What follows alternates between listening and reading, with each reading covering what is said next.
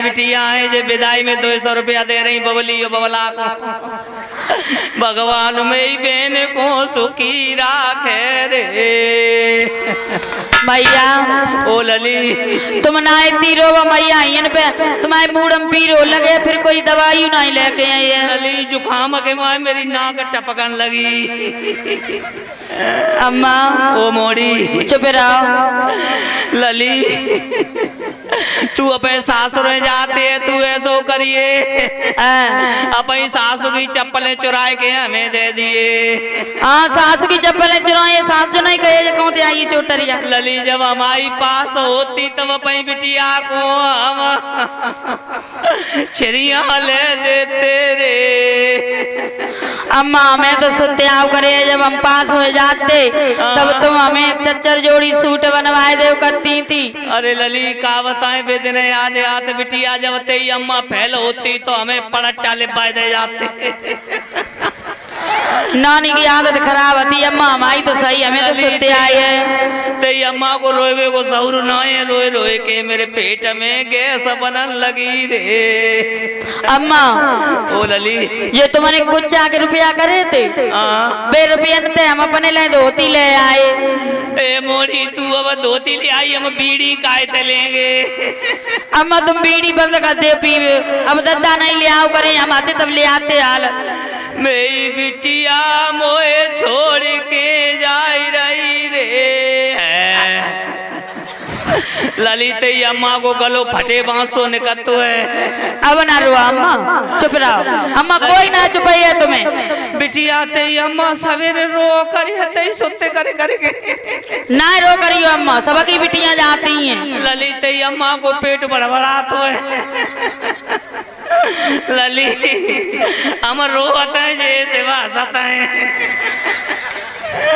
फायदा का है ऐसे रोए देते में मोड़ी जाते।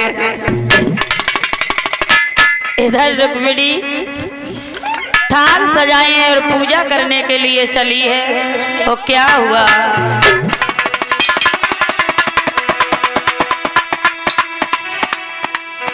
चलिए ससुराल दुल्हन बन के चलिए ससुराल दुल्हन बन के।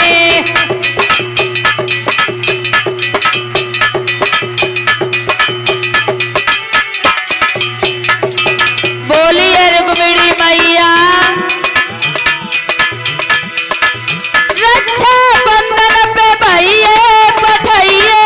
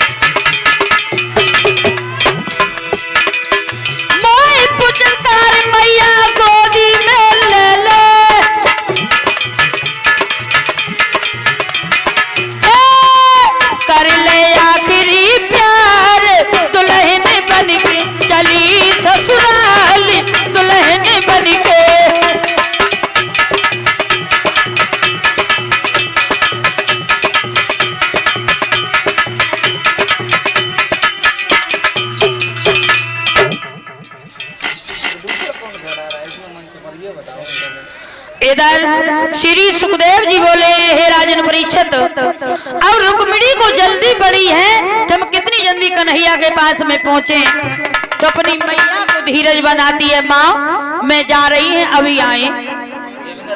तो सखियों के साथ में जाकर के रुक्मिणी वहीं पहुंच जाती है जहाँ अलोपा देवी मैया का मंदिर है।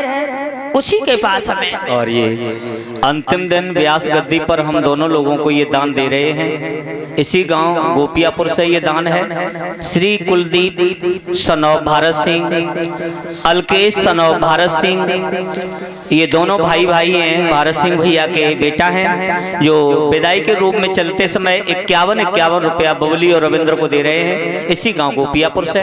कामना करते हैं भगवान से कि ऐसे भाइयों का परिवार हमेशा खुशियों से फलता फूलता रहे, जिन्होंने हम लोगों को दान दिया है। बोलिए पवन पुत्र हनुमान की।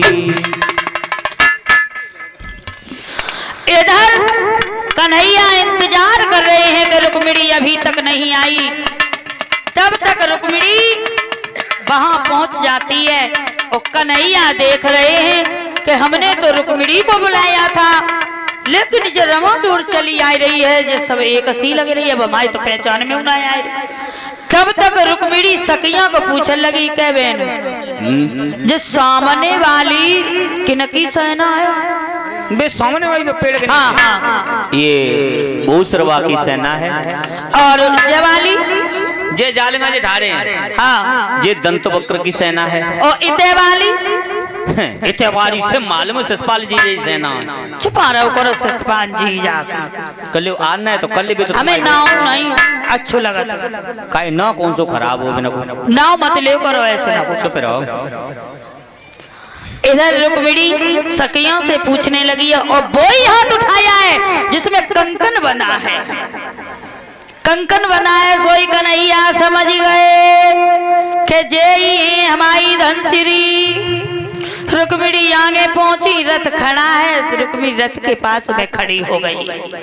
कहने लगी अब सखियां संग में बोली भैया आप कहाँ रहते हो? कन्हैया बोले हर जगह। संग की सखियां बोली बनाए पागल हुए बहनों, जाते बातें मत करो, दुनिया को तो करिया डोमर जैसो। और जब बातें रोकती बोली चुप रहा। रुक्मिणी बोली शांत रही, हम पूछ रहे मुझे कहा तो हर जगह ना रहे, तुझे सिर्री नहीं है? रुक्मिणी बोली सिर्री है, हमें बात कर लेते। आपके हाथ में क्या है? कन्हैया बोले बंसी। तो जब बंसी बजा के ने सुनाई दियो। कन्हैया बोले सही कहती हो, अगर हमने ये बजाई दई बसुरिया तो जितने जे दुश्मन है सब हमारी टोटी हड्डी और बसुरिया। तो रुक्मिणी ने कही तुम्हारे दुश्मन है तो मत ही बजाओ, ऐसो करो हमें जब बंसी दिखाए तो सकतो। कन्हैया बोले हाँ, ये तो हम कहेंगे कि हम बंसी दिखा देंगे। कन्हैया भी बहुत चालू थे, रुक्मिणी भी बहुत चालू थी, किसी ने कुछ नहीं समझ पाया। इधर कन्हैया ने बंसी हाथ में पकड़ी और बंसी दिखाने के लिए हाथ किया और रुक्मिणी ने हाथ ऊपर किया। कन्हैया ने बंसी तो रथ में ही छोड़ी और रुक्मिणी की कलाई को पकड़ लिया। रथ में बैठा लई और बेऊ हमारी जिज्जी ऐसी चुप्पा धर रही, बिन्ने ऊंचे ना करी कैसे तो चौथी आती के कबर तो लेके मैं तब हम जा। अब तो बिटरियां भागी और जाए के एकदम देहरी में पछाड़ खाए के गिरी। मैया मैया राज सुनी का बात है? अरे मैया कोई करिया करिया तो डामर सो जिज्जी को ले गओ। रुक्मिणी की अम्मा बोली चुप रहो कोई ना है, तू कन्हैया तू कन्हैया। तब तक रुक्म ने सुन लिया। माँ क्या कह रही हो? धीरे बोलो धीरे बोलो। कन्हैया वो मेरी बहन को ले गया, दही के धोखे चूना चाट गया। मेरी बहन रुक्मिणी को ले गया, उसकी इतनी हिम्मत। और क्या कहती हो कि चुप हो जाओ। इधर रुक्म भागा है कन्हैया को घेरने के लिए, लेकिन रुक्म ने एक बात की कसम खाई थी माताओं बहने भाइयों कि अगर हम अपनी बहन रुक्मिणी को लेकर के नहीं आए इस कुंदनपुर में तो मैं दोबारा अपना मुंह नहीं दिखाऊंगा, लौट करके मैं मुंह नहीं दिखाऊंगा अगर हम अपनी बहन रुक्मिणी को नहीं लेके आए। वहां से भागा रुक्म, आवाज लगाई जाकर के शिषपाल को। अब ये तो रुक्म आवाज लगा रहे जीजा, उन्हें तो शिषपाल कह रहे हाँ जीजा। कन्हैया को घेरवे काजे कन्हैया रुक्मिणी को ले गओ। अब जय न मालिम को कि न को जीजा को कि न को सारो, दोनों ओरी तो जीजा ही जीजा पर सारे की आवाज ही नहीं। अब ये तेरे रुकुम भागे, शिषपाल भागा है, शिषपाल आगे के भागे। इधर हुआ ऐसा कि जब रुकुम भागा तो कन्हैया के रथ के पास से तब तक बलराम आ गए। बलराम आ गए हैं क्योंकि उन्हें भी ये बात सुनने को मिली थी कि कन्हैया को घेर लिया है। तब भागे थे बलराम। बलराम भागे, कन्हैया के पास में पहुंचे हैं, देखा है तो रुक्मिणी बैठी है। कहने लगे कन्हैया ये कौन है? क्या बोले हैं बलराम? कन्हैया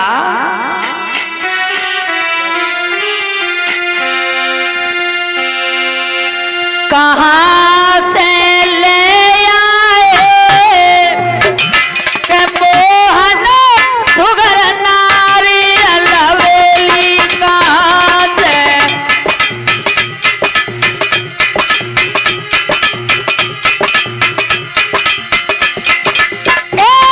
कहाँ से ले आए मोहन सुगर नारी अलवेली, कहाँ से